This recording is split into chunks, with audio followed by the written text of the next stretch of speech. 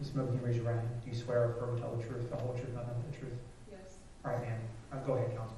Thank you, Your Honor. Just please state your name for the record. Kimberly Michelle Mobley. And Ms. Mobley, are you the mother of I.S. and the grandmother of Hazel? I am. And have you prepared a typed statement to read to Your Honor today? Yes, I have. Okay, go ahead, ma'am.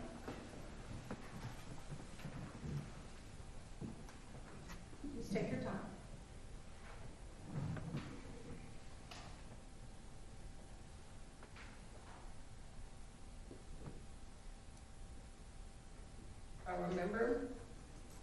I remember looking up at my mother in a state of confusion. I stood up to excuse myself from a conference room full of people. I found myself standing in a restroom trying to catch my breath. I felt the tightness in my chest and my legs immediately collapsed. I fell to the floor and began to cry. My cries turned into screams of terror as I lay there in disbelief.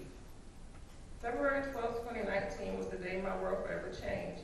This was the day I found out that my Yanni and little Hazel were gone forever. Before I could even make it home and tell my children, I received a call that it was already aired by the local news stations. I rushed home and immediately gathered my children because I wanted to be the one to tell them. I had to find a way to let them know that their sister and niece was gone. I would never forget the look on their faces when I told them. It was so hurtful because there wasn't anything I could do to help ease their pain as they all broke down. The next few months were so hard trying to keep my kids moving forward because Iyana was always a major part of their lives. She often turned her laptop into a projector and turned the room into a classroom. She was their biggest supporter and always pushed them to do their very best. After the situation, my kids began to struggle in school. Often I would see the news station at her bus stop speaking to anyone who would talk. I would have to pick them up from school early frequently. Other days they couldn't find the strength to even get out of bed. Everything they worked so hard to accomplish began to slip away. Although I was trying to further my own education, I took a break from college only to never return. Work was another struggle for me. Being in the medical field is my responsibility to help others, but there was nothing I could do to help myself. I would often go into empty offices or go sit in my car just to cry. I isolated myself from my friends and my family and went into a deep state of depression. We would often go on random family outings. She loved the water, so we would go to Mayport, various piers, and a river walk. Sometimes we would just take random car rides. Iyana was always so happy-go-lucky and would have all of us cracking up laughing. There was an awkward silence the first car ride we took without her. Our smiles were replaced with crooked smiles, and our laughter was replaced with silence. Holidays are so hard. The first Christmas without her was the hardest. There were so many unopened gifts under the tree with her name on them. We tried to keep our family traditions of going to look at Christmas lights on Gerber Road because this was one of our favorite things to do. I will never forget our last Halloween.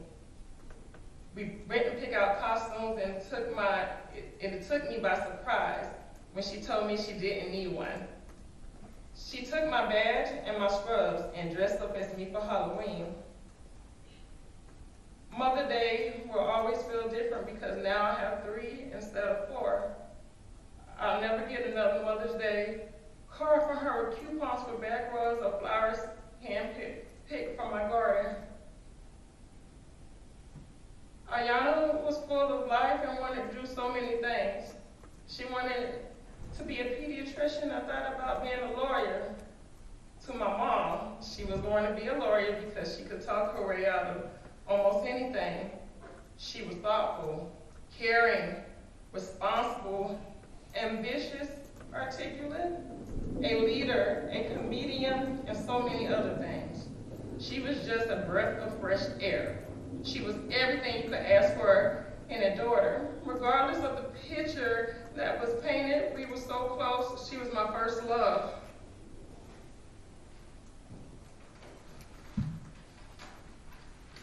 I would never hear her say, "I love you," or hear her say, "I got some tea." I would never receive another FaceTime from her while I'm at work. I would never hear my granddaughter's first cries in the delivery room. I would never get to hold my granddaughter or get her in the middle.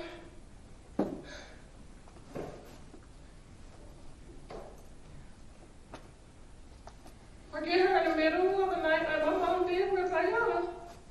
I would never get to see her as a mother. She was so happy when I told her I was taking maternity leave. When the baby was born, these things was taken from us just as she was. She wasn't in an accident. She didn't fall ill. She was murdered. Even saying the words don't feel right coming out of my mouth. I would have never imagined this would happen all because she was pregnant. Being the youngest in the family, I've always had the support of my older siblings. I have a special relationship with each of them, and they're always been there for me. I remember when my daughters were much younger, one of my sisters kept them while I was working. When I picked them up, their hair was braided in the cutest style. From that moment on, it was beads and braids. Braids and breeds, sorry. They love to play Just Dance at another aunt's house. As much as my nephew tried, he could never beat her.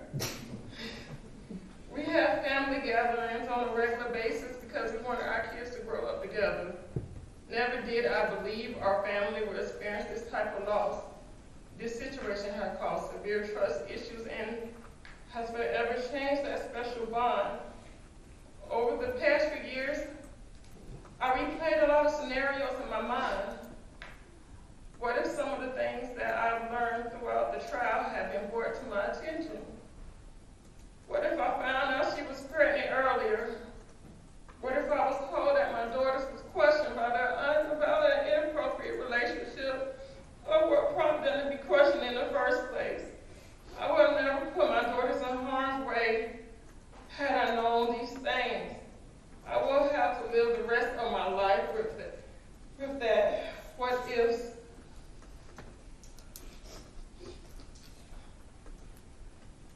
Although I will never get over this loss, I'm so thankful that justice was served. There were so many people that assist us in the justice process. To Detective Abbott and Milliwicky, thank you for everything. It didn't matter how many times or how late I called. You were both there for me and never once rushed me off the phone. I appreciate both of you more than you'll ever know. Thank you to all the detectives and novices that searched the landfill for several days in those dreadful conditions. You are truly thankful for you all. To the state attorneys, Stacy and Dan, I can never express my gratitude for our time and the efforts that you put to ensure justice was served. To everyone at the state attorney office, thank you. Not only to my family, I'm speechless. I love y'all. Thank you to our judicial system. The voices of Iyana and Hazel were heard. We heard things that no one should ever hear in their lifetime. However, justice was served. I thank God for the 16 years that I was able to spend with her. Until we meet again, I love you forever. Thank you.